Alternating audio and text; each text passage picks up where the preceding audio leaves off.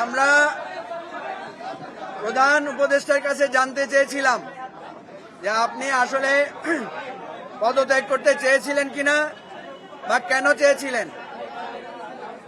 ওনার কথায় আমরা বুঝেছি যে ওনার কাছে মনে হয়েছে যে উনি আসলে একটা সুষ্ঠু নির্বাচন দেওয়ার মতো যে কোঅপারেশন বা যে পরিবেশ সেটা পাচ্ছেন না বলে উনি উপদেষ্টাদের বৈঠকে বলেছিলেন আমি আর থাকবো না। ওয়ালটন আবারও মিলিনিয়ার অফারে ওয়ালটন ফ্রিজ কিনে আপনিও হয়ে যেতে পারেন মিলিয়নিয়ার। এবং উনি একটা বক্তব্য জাতির উদ্দেশ্যে একটা বক্তব্য দিয়ে উনি ওনার দায়িত্ব থেকে অব্যাহতি নেওয়ার কথা বলেছিলেন, কিন্তু শেষ পর্যন্ত উপদেষ্টারা ওনাকে বুঝিয়ে সেটা থেকে নিবৃত্ত করেছেন। ওনার সর্বশেষ কথা যেটা উনি আমাদেরকে বলেছেন সেটা হলো ওনার মূল টার্গেট হচ্ছে একটা সুষ্ঠু এবং ঐতিহাসিক একটা নির্বাচন দেয়া, কিন্তু সেই নির্বাচন দেওয়ার জন্য যে জিনিসটা দরকার সেটা হচ্ছে প্রশাসন সহ সব বিষয়ে ওনার একটা নেতৃত্ব এবং কর্তৃত্ব স্থাপন করা। উনি যখন বুঝবেন যে এখন উনি কমফোর্টেবল, সবকিছুর উপর নিয়ন্ত্রণ এবং নির্দেশনামা সঠিকভাবে হচ্ছে, তখন উনি নির্বাচনের একটা তারিখ বা রোডম্যাপ উনি আমাদেরকে দেবেন।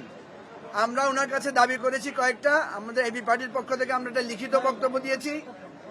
আমরা ওনাকে বলেছিলাম যে আপনার সাথে রাজনৈতিক দলগুলোরই সবচেয়ে সম্পর্ক খারাপ হওয়ার কথা এবং এই দায়িত্বটা খুব চ্যালেঞ্জিং।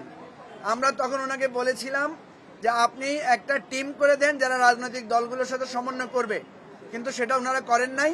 ফলে আমরা ওনাকে বলেছি যে এটার কারণে আজকে রাজনৈতিক দলগুলো বিশেষ করে বিএনপির সাথে আপনার টানা পড়েন, সেনাবাহিনীর সাথে আপনার টানা পড়েন, এটা এখন জাতির কাছে স্পষ্ট হয়ে গেছে।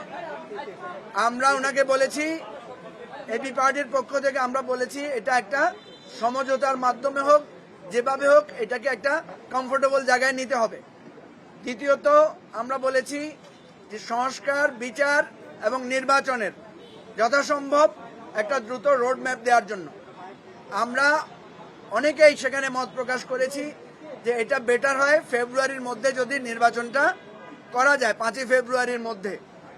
বাকিটাও আমরা বলেছি যে আমরা এটা ব্যাপারে রিজিড না, ওনার জন্য যেটা সুবিধা হয়।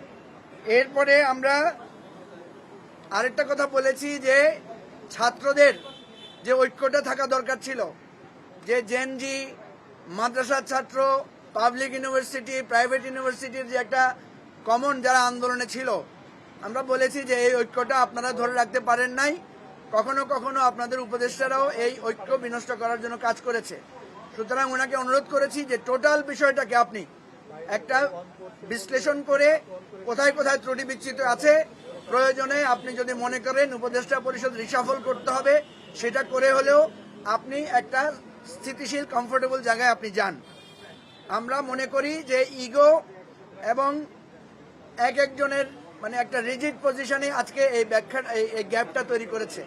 সুতরাং আমরা বলেছি উভয় পক্ষকে, এখানে আমরা বেসিক্যালি 3টা পক্ষ মনে করি বা 4টা।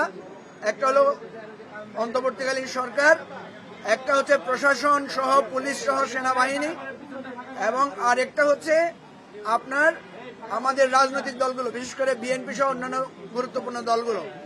এই গ্যাপটা দূর করার জন্য আমরা বলেছি যে আপনি সমঝোতামূলক ব্যবস্থা নেন।